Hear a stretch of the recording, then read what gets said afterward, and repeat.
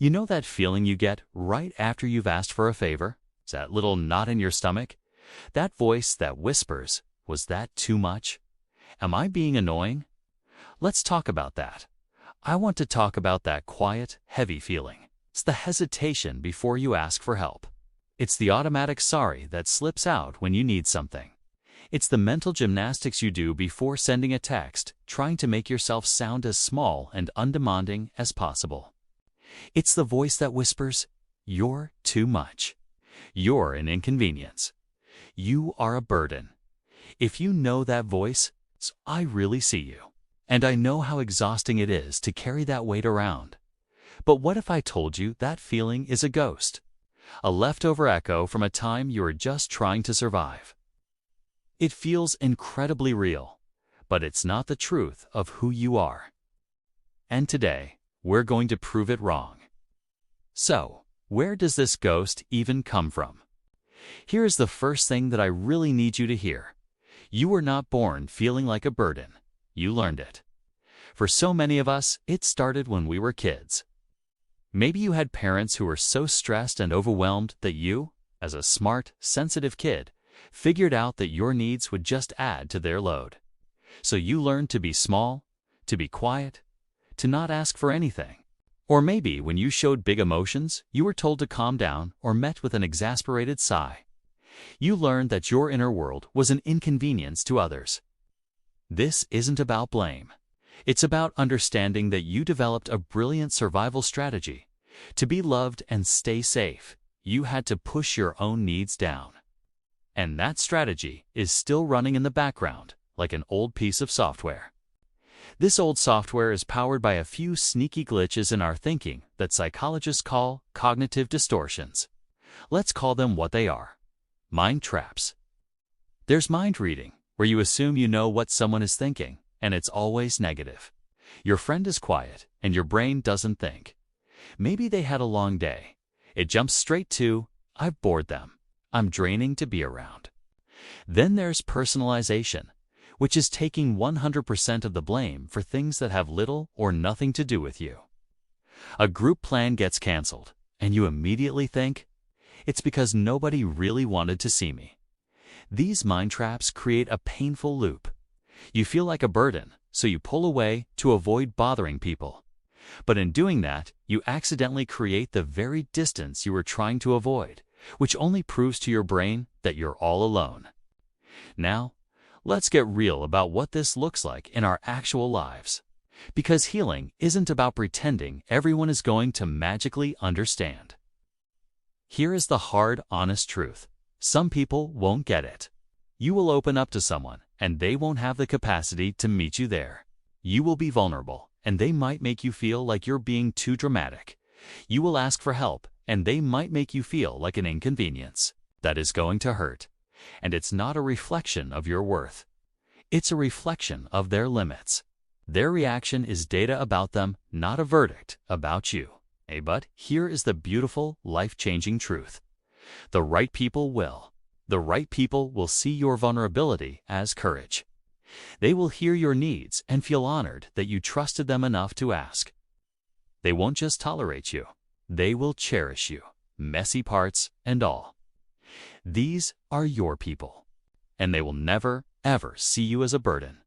The real work of healing is learning to accept both of these truths. It is learning to not let the people who cannot show up for you define your worth. And it's learning how to let in the love from the people who can, without suspicion and without guilt. It's about learning to trust that their yes is a real yes. So how do we do that? How do we navigate this? Not with force, but with kindness. Here are 3 simple practices. Number 1, the best friend test. The next time that voice says, "You're so needy," or "You're bothering them," I want you to pause. And ask yourself this: if my best friend came to me saying they felt this exact way, what would I say to them? You'd never say, "Yeah, you are a total burden." Never. You'd say, "Of course you're not. It's okay to need things. Your feelings are valid. I'm here for you." This simple question is a powerful way to borrow the compassion you so easily give to others and finally offer it to yourself. It's a shortcut out of the self-criticism spiral and into a kinder, more realistic perspective. Number 2. Name the story. That feeling of being a burden. It's not a fact, it's a story. A very old, very familiar story your brain likes to tell. So, when it shows up, try this. Instead of getting swept away by it, just label it, silently to yourself. Say, there's the I'm a burden story again. By naming it, you create a tiny bit of space. You are not the story. You are the one noticing the story. It's like seeing a dark cloud in the sky. You can see it, acknowledge it, but you don't have to become the rain. This is a technique from acceptance and commitment therapy, and it's about letting thoughts come and go without letting them define you. Number 3, practice the tiny ask.